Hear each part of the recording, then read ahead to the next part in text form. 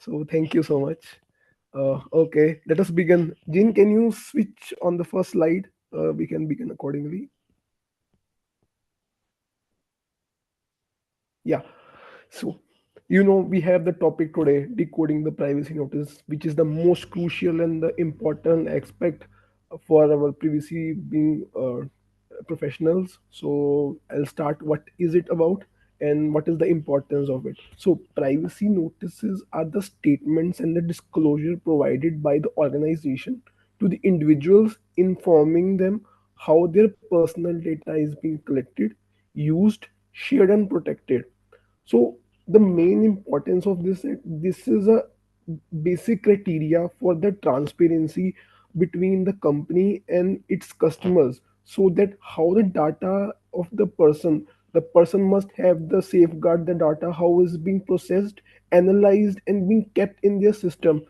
We know formally give the data away in a particular sense, and we are unaware how the data is being handled. So privacy notices, in short, gives each and every line how the data is being assembled, what are the rights to involve to it, and what are the crucial aspect that covers about the privacy rights of the individuals, and how we have to empathize upon it on a crucial aspect. So this is the first slide. Uh, Jean, can we have the next slide then? So, what is the purpose of privacy note? Am I audible, guys? If I'm not audible, please let me know in between.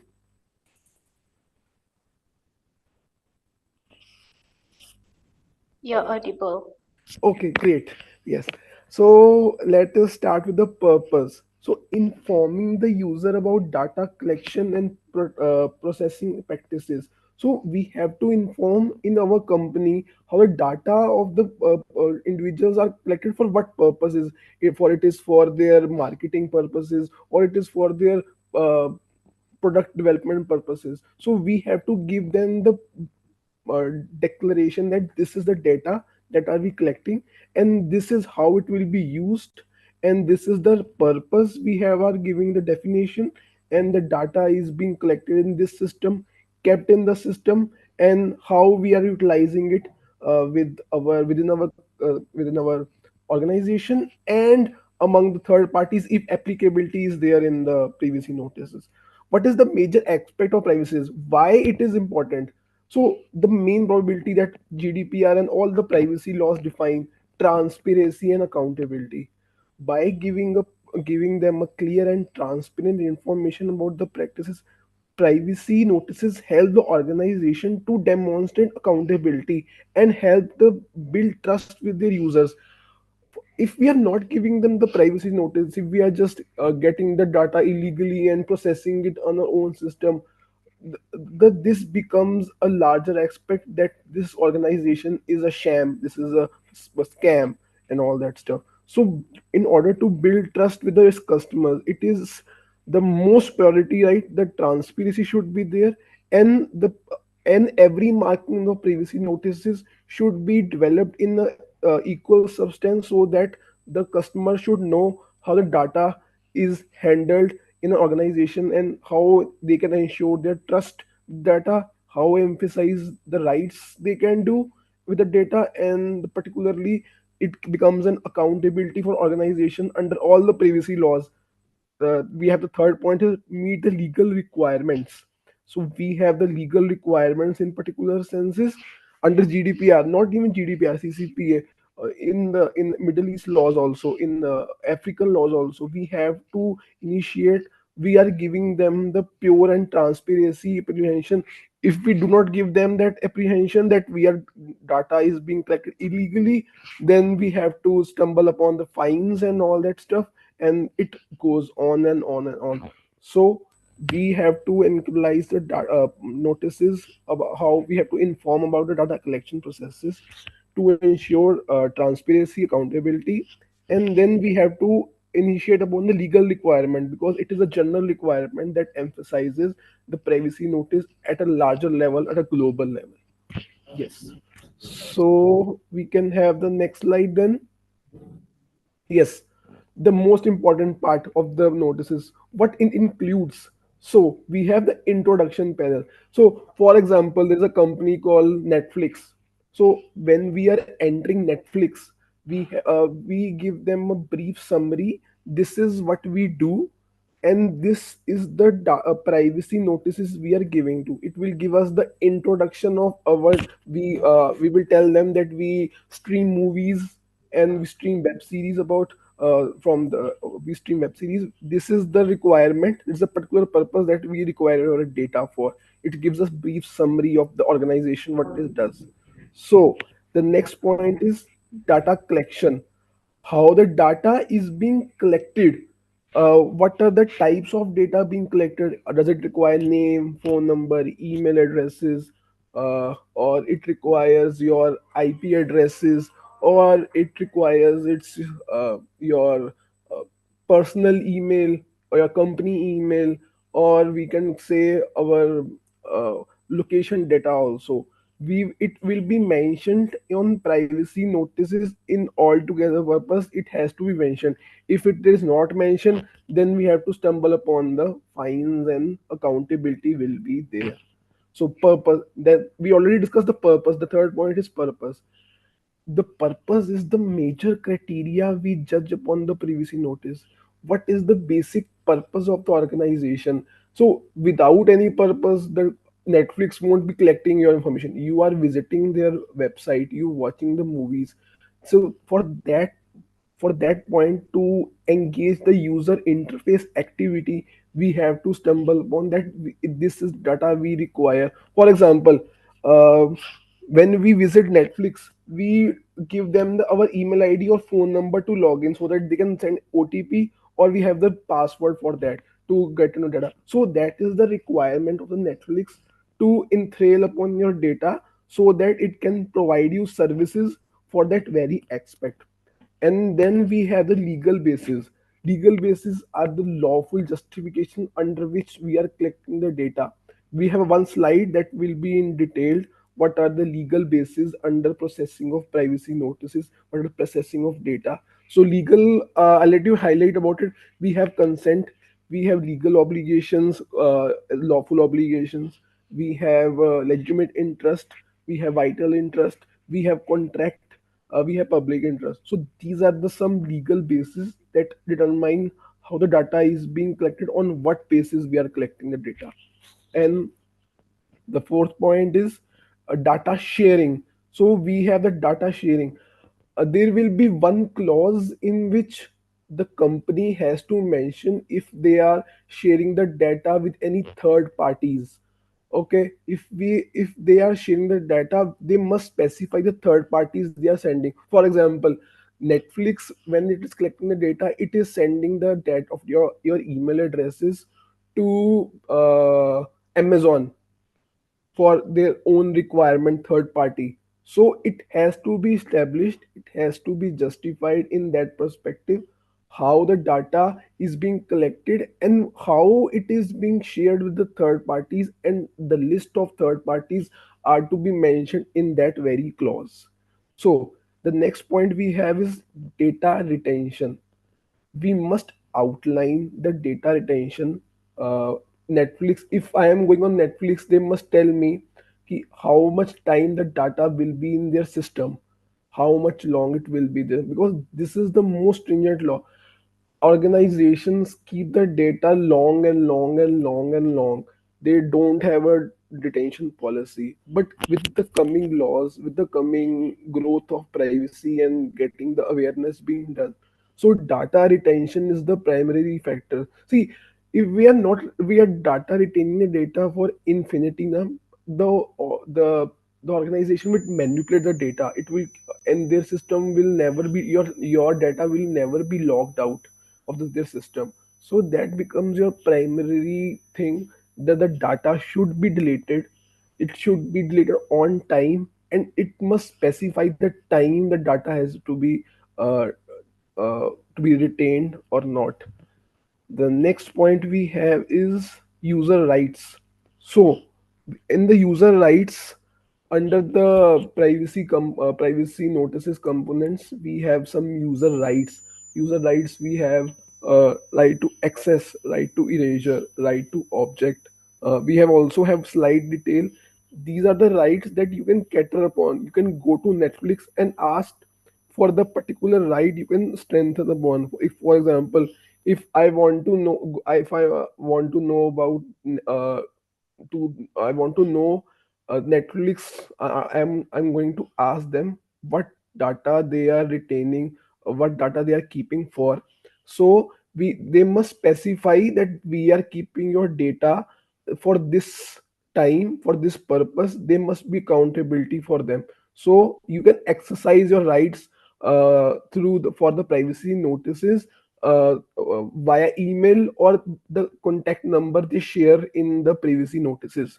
We have, can exercise the rights. So that is the contact information. Every privacy notices must specify the contact information or the email address so that people can reach upon to and can know how the data is being used, collected, what are their rights, so that it becomes a transparency job for all the customers, uh, to easier to approach the company and becomes their trust that this company has been retaining the data for this amount of time. It is very reasonably good amount of time they are retaining the data. Yes. So summing up this slide, first we have to give them the summary. What, for example, Netflix, what Netflix does, we have to give them the summary. Okay. Data collection. It includes types of personal data collected and the sources. Uh, Anyone was speaking in between? You have any queries? Okay. For the queries matter, we can address at the end of the session. If anyone has the queries, please keep it up to you, and then we can adjust it in the end. So let us begin once again. To sum up this slide, we will go through what are the, we have to give them the brief summary of the organization's doing, what the organization does. Okay, and then we have data collection types, what the types what are being collected, and the sources which is being used. For example, if your data is being collected from for some from survey or by logging in, so we have to give them the source that we from which from the point we are collecting the data. And then we have the purpose, the main process, why we are collecting it, legal basis to comply upon the certified laws and all that stuff, GDPR and CCPA, Middle East laws, privacy laws in particular. And then we have the third party data sharing. We have to strengthen upon how the data has to be shared with the third parties. Then we have the retention schedule. We must define how much time it will be retained. A reasonable retention period should be around 1 to 2 years. That is a reasonable retention period of the data to be kept. Okay.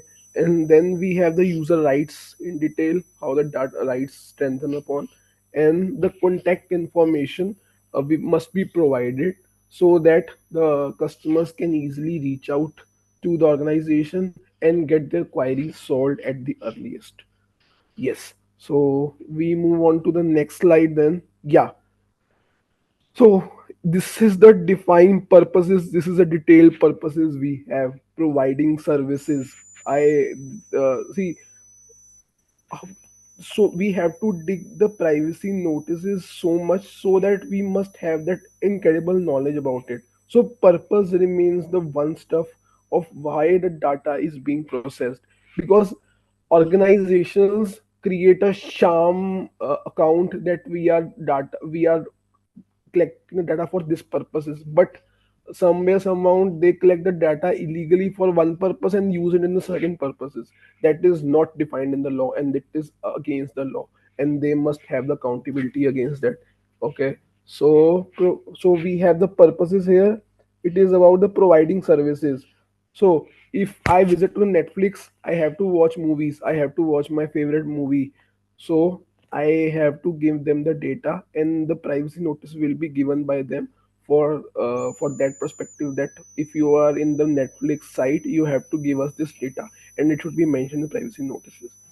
And the purpose of data processing we have is to you see, we make the privacy notices so easy and convenient. The first of all, the thing is that basically we have to analyze the behavior what consumer wants.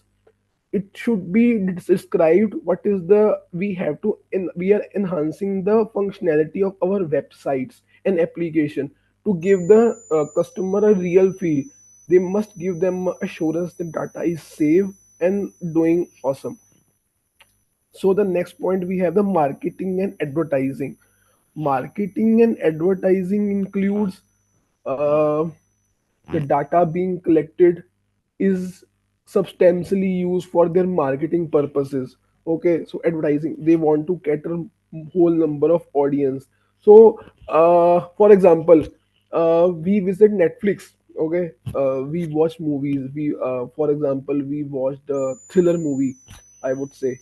And on that case, when once I finish that movie and once I finish that particular web series or a show, Netflix start us to give some similar suggestions to watch these web series also. So this is how the marketing advertisement works.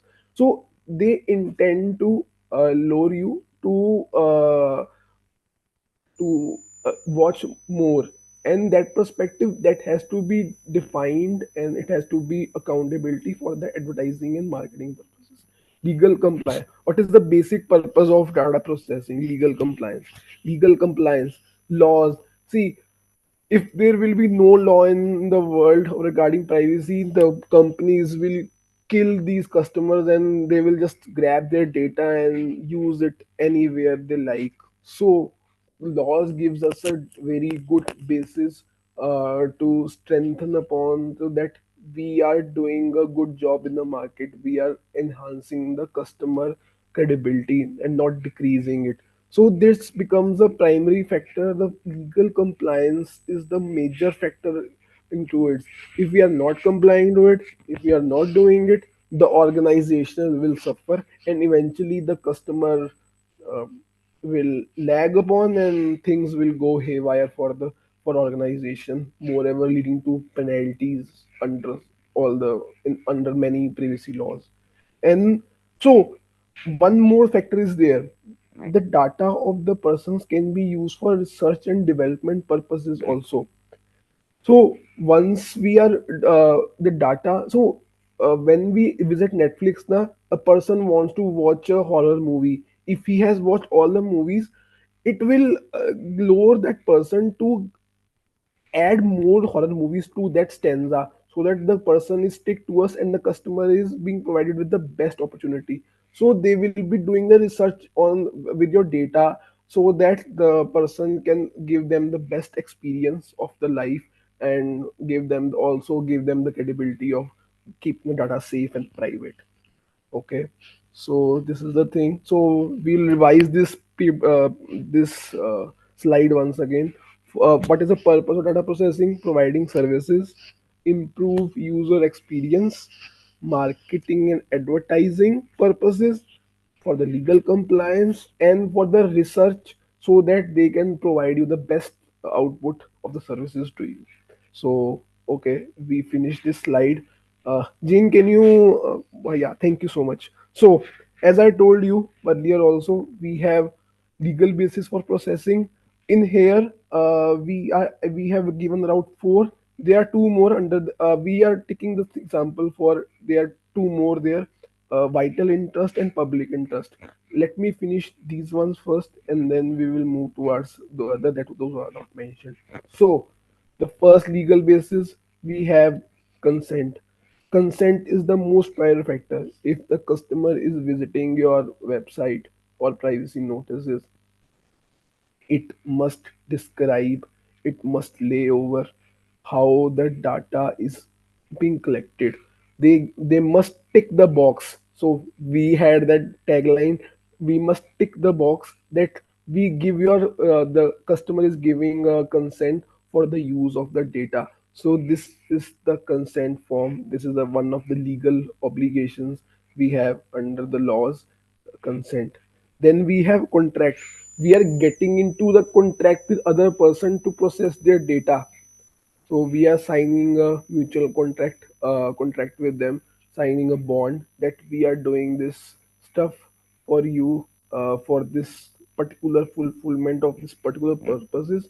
So for that we require your data. Contract is readily available. We are all advocates here and we are very professional about it. So contract is getting the things done under the law, how the data is being processed, collected and managed. And then we have the legitimate interest. So one of the most interesting and one of the most amazing challenging part of privacy is legitimate interest. No one is able to understand legitimate interest in a whole together sense, what is really means, why it is a legal obligation under the law. So I'll tell you, legitimate interest is kinda business interest. So, in that perspective, when we are processing the data, we must process the data of the customer within some limit to enhance our businesses. We just don't go beyond the law. We must be balanced against their rights and freedoms. For example, I will give you one of my mentors gave a very really good example of it. So he told me one of my customers went on to Apple's store to buy an iPhone 10. So he purchased about iPhone around, I don't know the prices in Kenya it is okay. So it hefty amount. So he gave an hefty amount and was happy that the customer got this iPhone. And then the customer went back home. But the thing is that at that very point he collected the data regarding that, please give your name, contact number and email address to send the bill. Okay, so to send the bill for that particular iPhone, or to contact you if you have any customer care inquiries, they gave them the contact information. And from that very case of the customer gave their contact information, and the organization also gave the contact information. So in that perspective, the next very day, me being an organization sent an email to that person that we also have some fancy covers for your iPhone and one tempered glass. You will be interested. You just bought a phone, and then customer goes back to the shop and buy those things. So that becomes your business interest. You are processing the data for the purposes of getting the business through an normal thing that he bought was iPhone. That was the purpose of iPhone. Why it was purchased. That is the purpose. And to give them the iPhone and phone cover, it becomes a part of legitimate interest. Okay. So the next we have the legal obligations. Legal obligations is to comply with the law. Normal, in a normal sense, we have to comply with the law. It becomes the outmost part of our reality, well known to us that this has to be done. For that case, it should be under the lawful boundaries and it should be under the lawful guidances. uh, and then here the things, two things we are missing out is public interest. Public interest means, for example, we had pandemic 4 years back, corona, COVID-19. So it was spread across, and for that experiment, government were collecting the data of the persons who were having the who were down with COVID-19, and that becomes a public interest to, so that the rights and the persons of the persons are not liberated and are fully fulfilled for that particular case. And then we have the vital interest. Vital interest becomes the part where the data processing is done as an emergency. For example, uh, the customer will go to visit to iPhone. Okay, so he visit to an Apple store, sorry, and wanted to purchase an iPhone. So for to purchase that iPhone, he asked him to that give me the iPhone. But suddenly the customer, suddenly the customer fell down. He fell down. So for that perspective, he's unanswerable to give the consent. So the shop owner checked his earlier phone and went through the contacts, emergency contacts, and contacted his mom so that they can gather upon it and they can help this person to get to the next hospital. So it becomes a vital interest. So these are the legal basis: consent, contract, legitimate interest, legal obligations, and then we have vital interest, and we have public interest. So okay, I guess we are done with this slide. Jane, this is, I guess this is my last slide. Then Daphne will carry on the process. Okay, so as I already told, I will be also discussing about user rights. Uh, we have listed, there are many more rights, there are different rights under different laws, but altogether in the common individuality we have listed six rights that determine the scope of the privacy notices, how it is run. So we have the right to access. The customer can anytime has a liberty to mail them, call the company to get to know what data they have kept for in their system and how it is being utilized in the system. They have the right. So it is also mentioned in the one of the privacy notices. Then we have right to rectification. For example, you are having the date house address of a person, but the address of the person has changed now. So the customer can raise a query that my data you are keeping, the house address was my earlier address, kindly update this address. He can reach out to you. So from that email address or the contact information you are giving in the privacy notices. So this is the definition of rectification. They can rectify the data the organization have kept. Okay, so we have data erasure. Data erasure. I went to Netflix. I have watched all the movies. I just have gone through all the stuff, and I am now bored out of Netflix. I just want to erase. Just want them to delete my data now. So I can raise a request. I can raise my right, exercise my right. I will email them. I will ping them, or I'll contact them.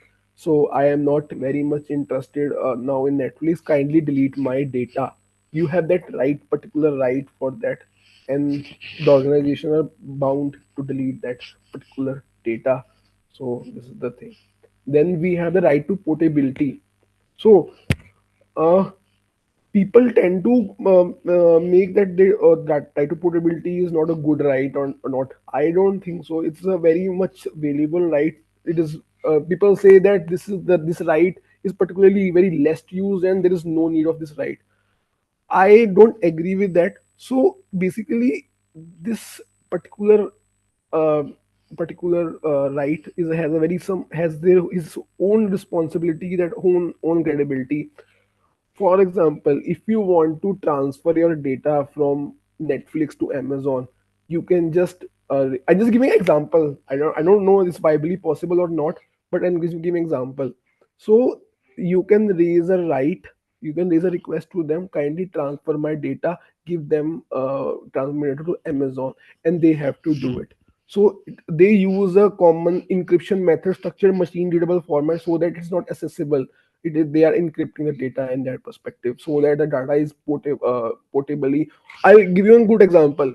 Last week only, we have an app called Spotify, the music app we have.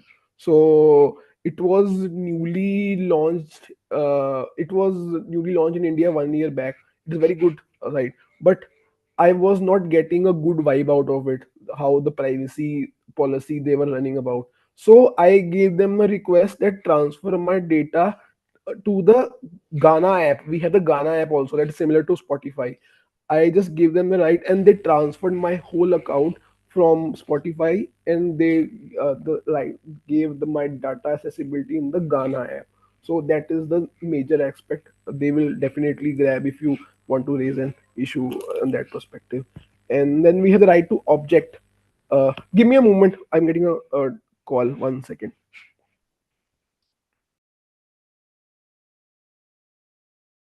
So as we wait for him to finalize with the call, if you have any questions, you can just type them at the chat and then I'll read them at the end of the session.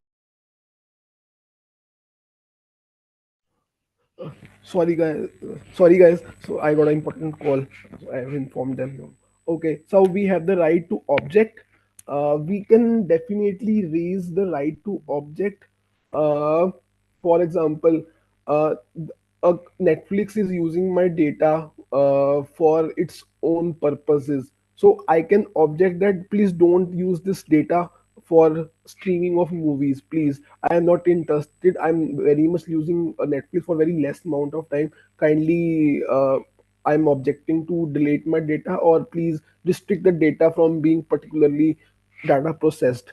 And that perspective becomes a right, and you can directly. And for example, I'll let you know. It's a very good example of right to object. I'll let you know. There is a case called Google versus Spain.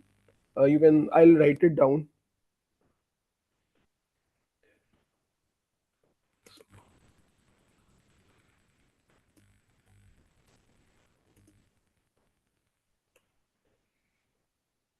Do read this. So it talks about the data objection. So the person's article was published in one of the big websites. Okay, so article was published and was very widely circulated around Google. So in that perspective, after 1 year, the author had an issue with the publisher. So he ended the contract with the, and the article was removed. Okay, but the article was still available in some other Google links. And at that point, that person approached the Google authorities that please delete this data now, because this article has now been unpublished and not available. I mean, you can't share it now. So he strengthened the most important, and it was Google didn't do that, and they have to pay some fines for that, definitely. But so the person has the right to object for that particular aspect. Okay, so we have the right to restrict processing. So it's a very nice right, I would say. So for example, I'll give you district. So Netflix is using my data. It is using my phone number, email address, my house number. So they're also collecting my sensitive data. They also collected my sensitive data. So the health data. So I reached out to Netflix. Why you require sensitive health data of mine? There is no relevancy to that. Kindly restrict from. I restrict you from processing my sensitive data. I don't want to specialized in that perspective. I can raise a request for a particular amount of data that they are processing. So the company has to comply for that perspective. You can always raise a request that I don't want to process this data, kindly restrict. And they have to stumble upon. They give you some they give you some protocol to be followed, but eventually they will land upon it, because they have to always have to comply for the right of the person. So I guess my time end here now. Daphne will begin, my wonderful friend. So I guess I'll sum up here. If you have any questions, I'm available here. I will have a good discussion at the end of the session. Thank you so much. So over to you, Daphne. All the best. Thank you very much, Sandeep, for that presentation. Jen, please go to the next slide.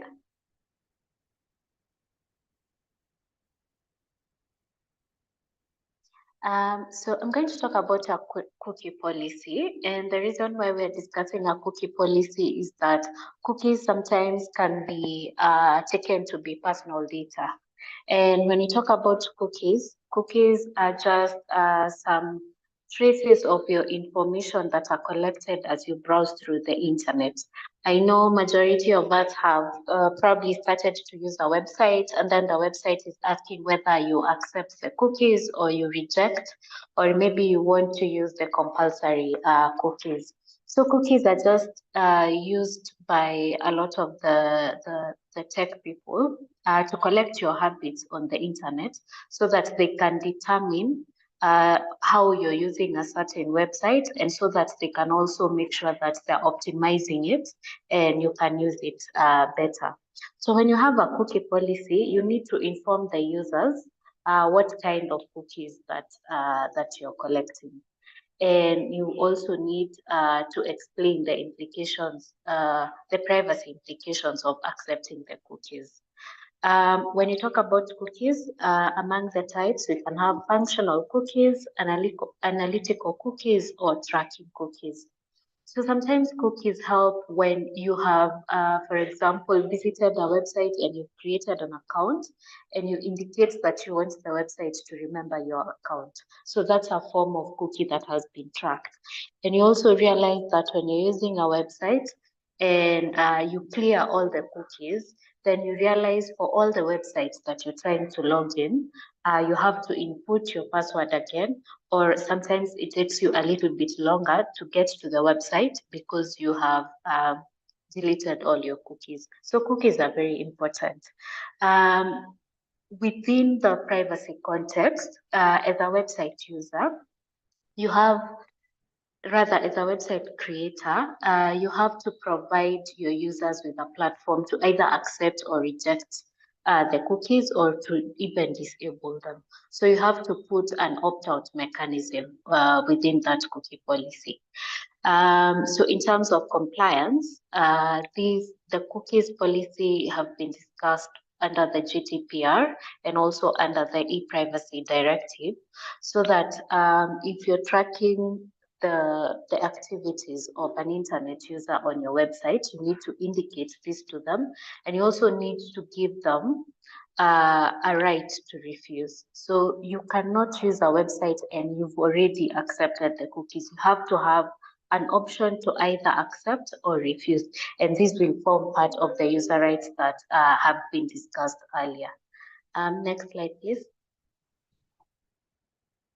So when we are trying to read between the lines, looking at privacy policies, so as we've been told, privacy policies are basically, or notices, it is an indication of what personal data is being collected, and it is also an indication of how your data is going to be used, and it is also an indication of the legal basis of using that data. The privacy policy will also tell you what your rights are.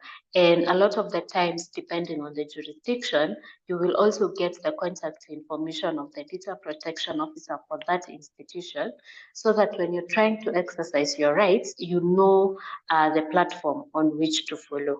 So when you're reading through the privacy notices, here are a few things that you might want to keep in mind. You need to identify the red flags in a privacy notice.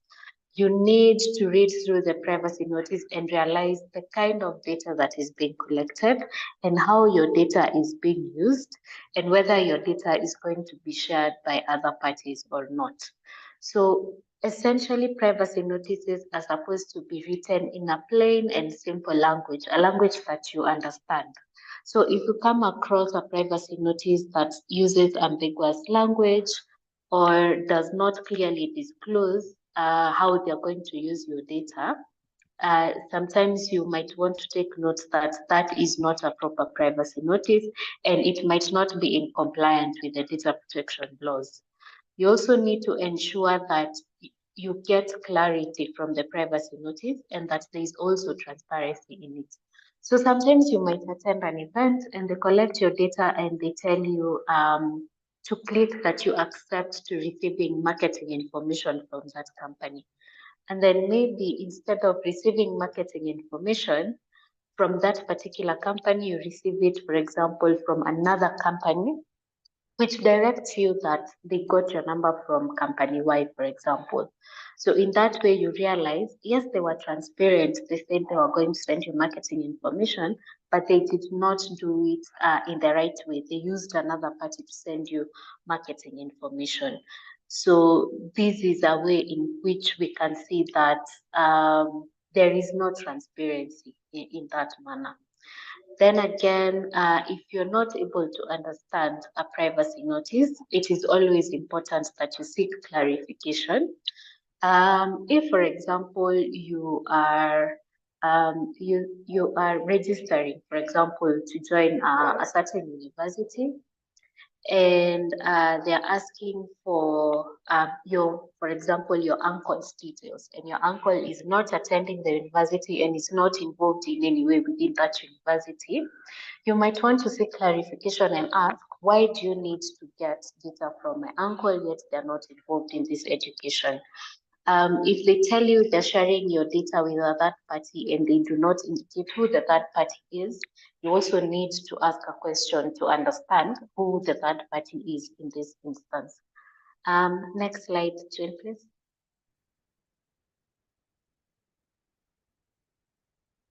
Then again, when you talk about the consequences of notice violations, so this will be violations from the person who's giving a privacy notice.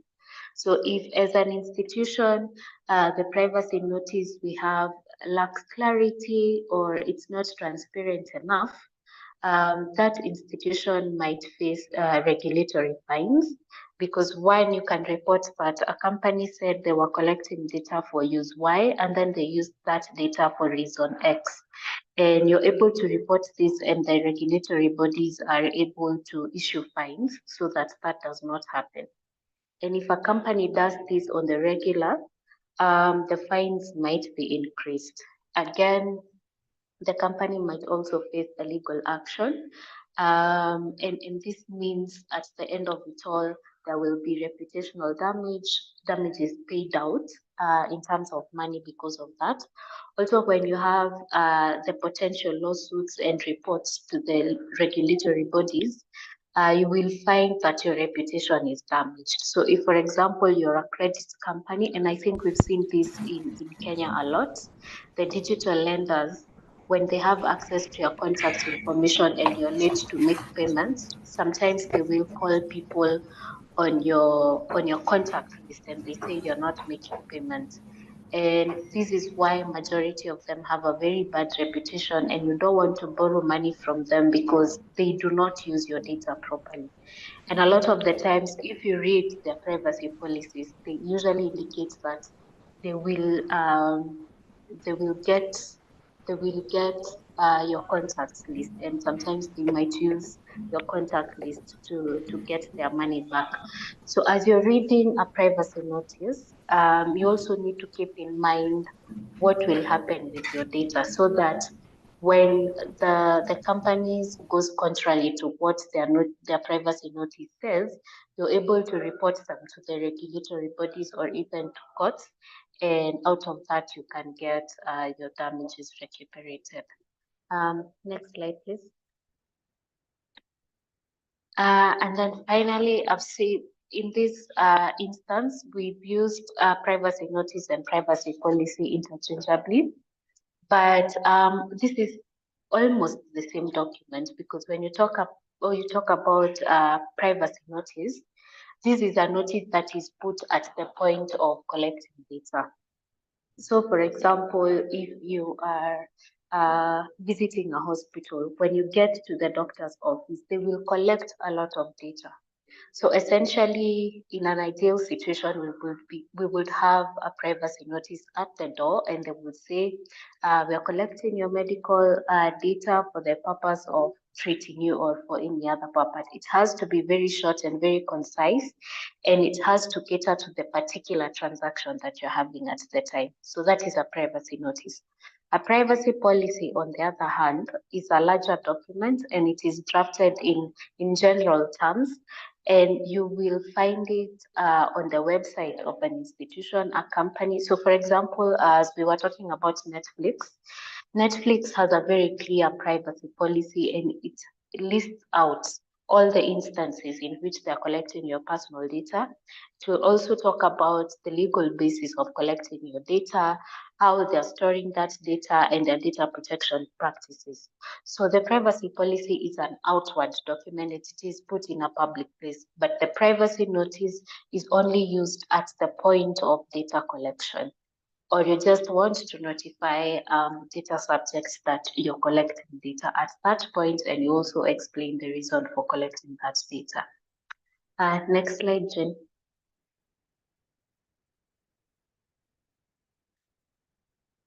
And then we have quite a number of cases that talk about privacy policies and consent and all that. So when I had discussed earlier about cookie policies and how you need to consent to using them.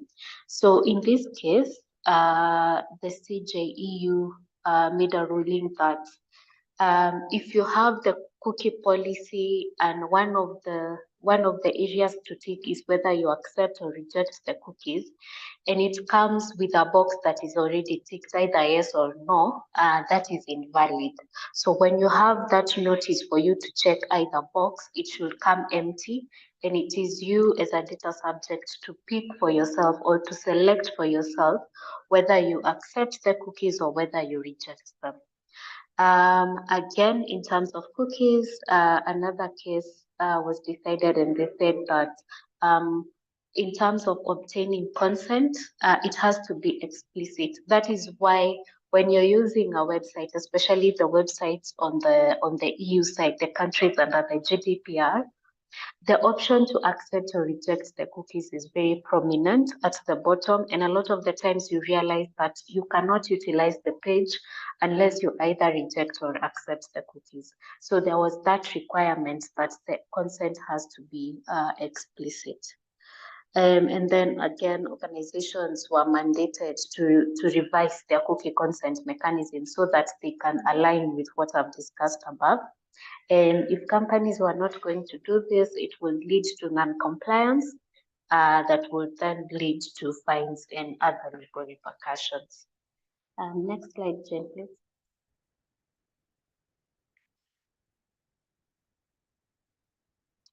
When you talk about children rights and privacy notices, of importance to note is that a lot of the times children cannot consent. Uh, and talking about children, depending on the jurisdiction, the definition of a child in Kenya is someone who's below the age of 18 years. So where the children is required to give consent, the parents do it on behalf of the parents. I mean, on behalf of the child. And when a child is able to read and to understand, sometimes we're required to explain to the child their rights regarding the data that is being collected. So, for example, if you look at the companies under Meta, children below the age of 18 but above the age of 16 or 14, depending on the country, they're able to use these platforms. And with them, their privacy notices are simplified. They are in a language that this child is able to understand, and it is also in a child-friendly manner so that the child can read and understand that by creating for example, an Instagram account, this is what they would expect. And in addition to that, such companies are required to put certain mechanisms in place. I know, for example, if you look at Instagram, for a child who's below the age of 18 years, they're not able, their profiles are not visible to adults who they do not know. So those are some of the things that they've put in place to make sure that children are protected online. We also have quite a number of campaigns and initiatives that help promote digital literacy to children and also enhance children protection, because we know in online spaces, children are very vulnerable, and a lot of the times they're not able to understand who is on the other side of the law. In terms of legal compliance, the COPPA, which is an American law, provides for how children data is supposed to be treated. The GDPR also has quite a number of provisions with regards to children's data. And when it comes to non-compliance with children's data, a lot of the times the fines are very brutal because the society tries as much as it can to protect children from any harms. Next slide. So that's basically it when we are talking about privacy notices and how we work with them, and also our rights as enunciated from the privacy notices. And also those are the provisions that have been put in place to make sure that children are safe online. So that's it from me. I think Jane can read out any question. I think I'd seen a question on the chat, and then we can respond. Jane. It's more of a statement than a question. Pamela Munyoki says that I also sense an infringement with consumer protection laws the moment privacy notices mislead users.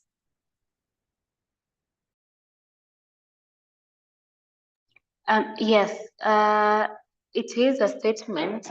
When you look at the privacy laws, they cannot exist in a vacuum. The privacy laws are very much intertwined with other laws. So, for example, in terms of notices, yes, there might be an infringement with the consumer protection laws because they provide that what you put out on your products is exactly what the data subjects get on the other side. Additionally, when you talk about photography, when people are consenting to their photos being used in marketing campaigns and all, that can also be added into intellectual property rights under copyright laws. So data protection really meshes up with other areas of law, including consumer protection and intellectual property.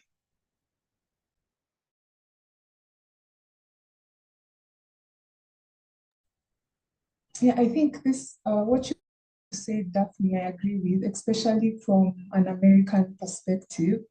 Because you see, in America, I understand the Federal Trade Commission regulates issues to do with privacy. So when you put out a privacy notice and then you tell consumers that this is how we use your data, and then you go ahead and use that data for other purposes, essentially what you're doing is misleading consumers. So to them, they look at it as a deceptive practice, which is illegal, and it's a basis for enforcing privacy rights by the Federal Trade Commission. Yes, absolutely.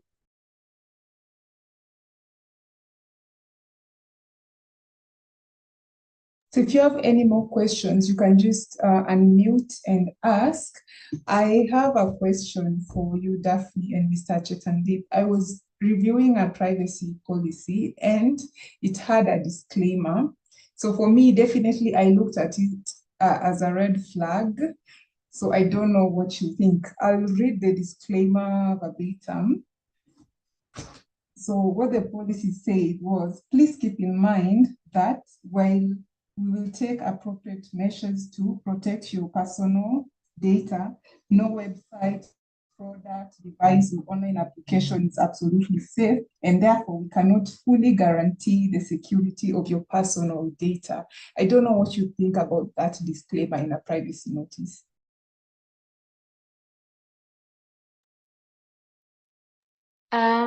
I think from my end, what I can say is that when you read the data protection laws, there are certain obligations that arise for data processors and data controllers. And one of the things that they need to do is to enhance the confidentiality and integrity of the data they receive. So it is up to them to make sure that any data collected by them, that it is safely kept and that it cannot be accessed by people who have no authorization to access it. So I would say that they might put a disclaimer, but the disclaimer will not hold up in court because it is their role and responsibility under the data protection laws to ensure that the data they have is kept safe. Thank you for that. It seems we do not have any more questions.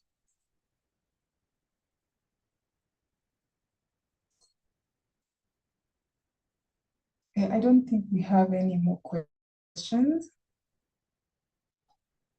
So mine is to just thank you, Mr.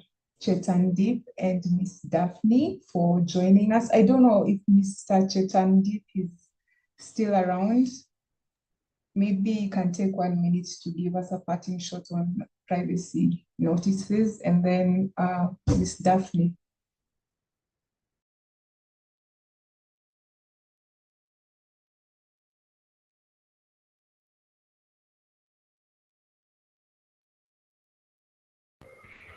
Uh, Thank you so much. Actually, I was having some connectivity issues in between, so that's why I'm able to answer. I guess Stephanie answered all your queries. I'm audible.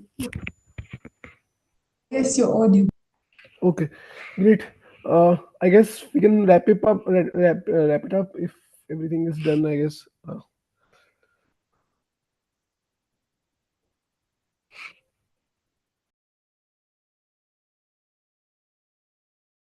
Mr. Chisandeep.